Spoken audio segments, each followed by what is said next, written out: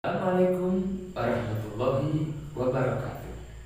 Anak-anakku yang saya sayangi dan saya banggakan, pada kesempatan kali ini kita akan mempelajari mata pelajaran KSKI yang membahas tentang bab masa remaja Rasulullah Shallallahu Alaihi Wasallam.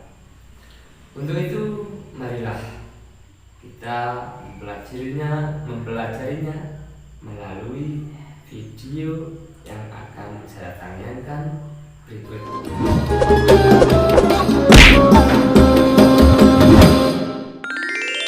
Kisah Nabi Muhammad Sallallahu Alaihi Wasallam, pekerjaan dan masa remaja Muhammad. Tumbuh dalam lingkungan Arab jahiliyah tidak membuat Muhammad remaja terbawa arus pergaulan yang salah. Sebaliknya, beliau banyak merenung dan menyibukkan diri dalam pekerjaan. Seperti halnya Nabi Musa dan Nabi Daud, Nabi Muhammad Sallallahu Alaihi Wasallam pernah bekerja menjadi penggembala kambing. Tidak hanya itu, beliau juga belajar ilmu perdagangan kepada pamannya, Abu Thalib. Awal mula kesuksesan Muhammad dalam berdagang bermula ketika bertugas membawa barang dagangan milik Khadijah ke Syria.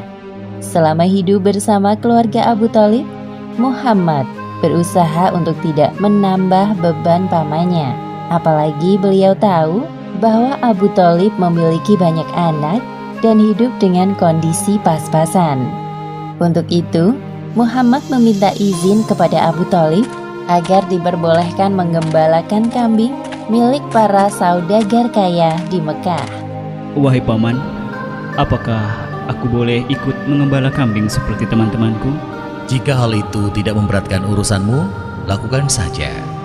Sebagaimana yang disebutkan dalam hadis riwayat Bukhari nomor 2262 dari Abu Hurairah radhiyallahu anhu, bahwa Rasulullah Shallallahu Alaihi Wasallam bersabda, tidak ada nabi kecuali pernah menjadi penggembala kambing.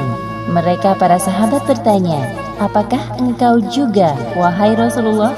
Beliau berkata, iya, saya telah menggembala dengan imbalan beberapa kirot dari penduduk Mekah. Dengan menggembala kambing, Muhammad berlatih untuk bersabar dan menjadi seorang pemimpin. Tanpa berkeluh kesah, setiap pagi beliau menggembala dan mengantarkan kambing-kambing itu ke kandang pada sore hari. Anehnya, semua kambing-kambing gembalaan Muhammad gemuk-gemuk dan sehat. Hal tersebut membuat para saudagar puas dengan hasil kerjanya. Aku sangat senang melihat anak muda seperti keponakanmu itu. Dia sangat rajin dan cekatan. Beruntung engkau memilikinya, wahai Abu Thalib. Sungguh, aku tidak menyuruhnya bekerja jikalau dia tidak benar-benar menginginkannya. Dia pasti tidak ingin merepotkanmu. Menurutku, Muhammad tidak seperti para pemuda kebanyakan di Mekah yang lebih suka hiburan daripada bekerja keras. Muhammad memang sangat menjaga dirinya dari perbuatan maksiat. Akhlaknya pun sangat mulia dari semua orang yang pernah aku kenal di Mekah. Sewaktu menggembala, Muhammad sering berpikir tentang hal-hal yang terjadi di sekitarnya. Siapakah yang menciptakan bintang-bintang yang berkilauan di langit? Dan siapa yang menghadirkan udara untuk dihirup semua makhluk? Dan siapa pula yang membuat jantungku berdetak? Sungguh pastilah dia zat yang maha kuasa. Berbagai pertanyaan muncul di benak Muhammad. Hal tersebut yang membuatnya selalu sibuk merenung dan terjaga dari perbuatan buruk yang dilakukan oleh para pemuda Mekah.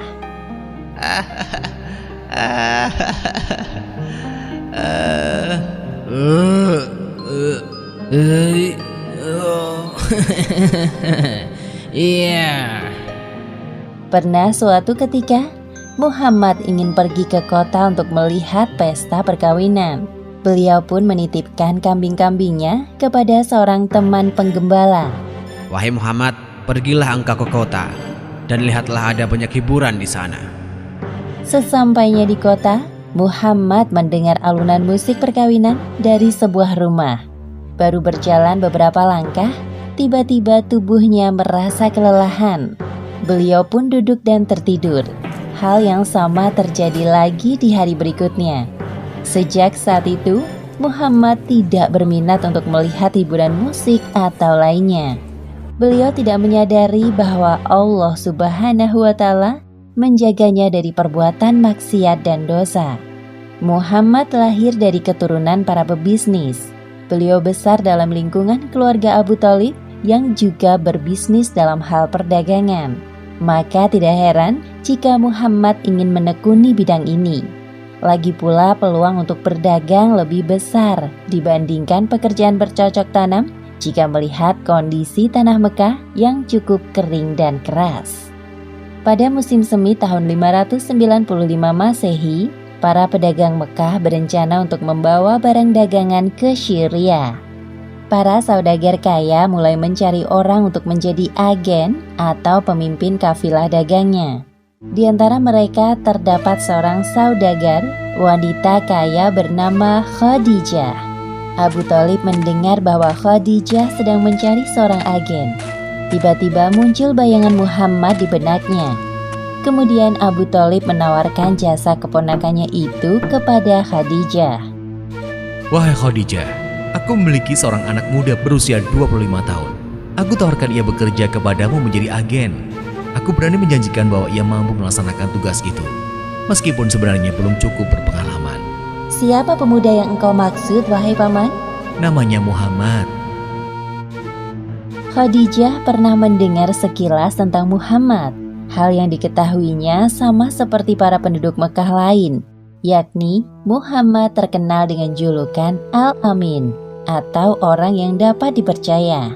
Hal yang perlu paman ketahui, aku sangat menjunjung tinggi nilai kejujuran. Maka aku putuskan untuk menerima Muhammad sebagai salah satu agen dagangku. Aku juga akan memberikannya upah 2 kali lipat lebih dari yang lain apabila pekerjaannya bagus.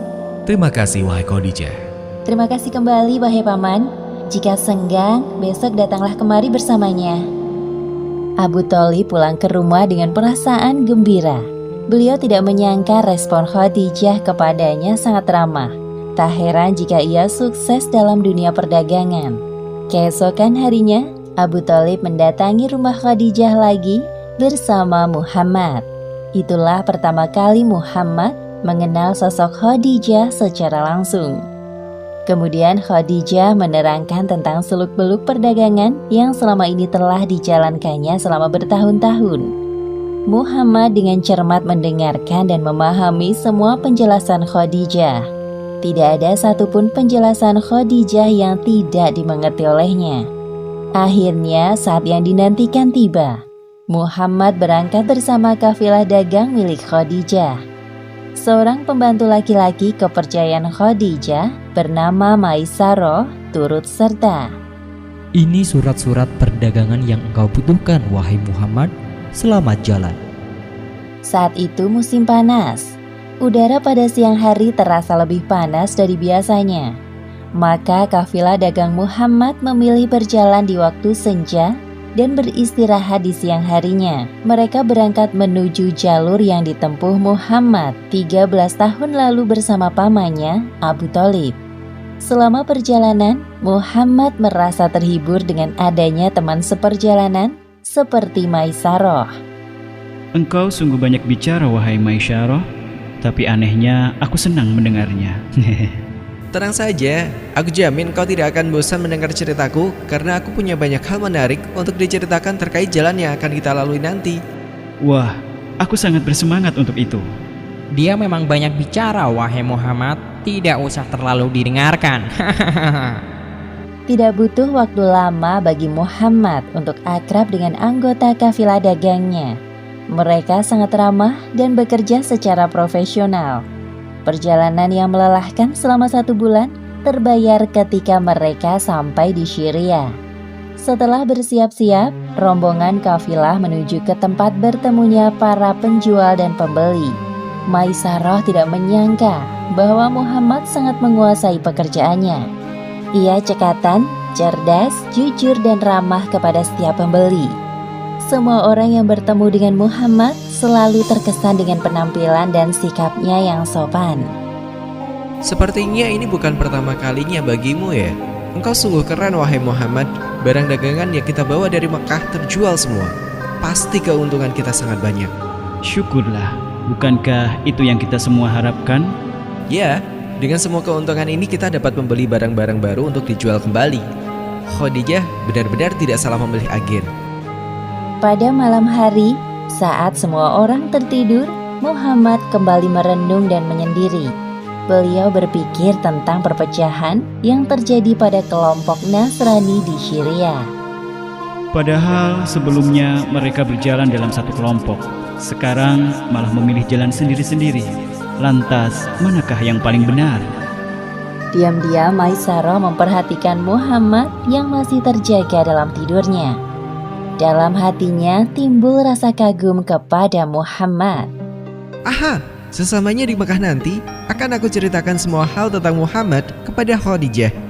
Pasti dia akan kagum dan tertarik dengan Muhammad.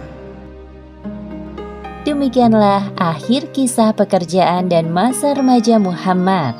Hikmah yang dapat kita ambil dari kisah ini, hendaknya kita meneladani sikap Nabi Muhammad SAW saat beliau remaja, yaitu bekerja dengan penuh semangat agar pekerjaan kita penuh berkah. Selalu bersikap sopan dan jujur dalam berbicara, menjaga diri dari perbuatan maksiat, dan merenungkan peristiwa di sekitar kita agar tidak mudah terlena dengan urusan duniawi. Wallahu a'lam bishawab.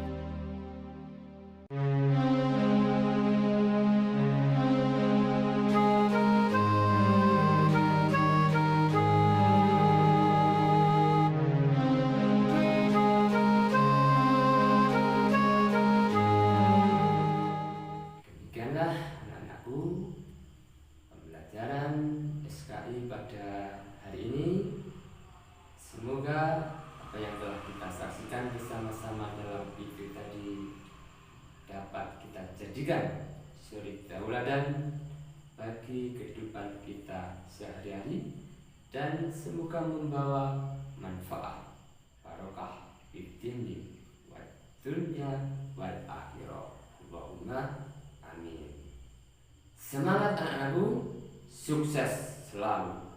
Wassalamualaikum warahmatullahi wabarakatuh.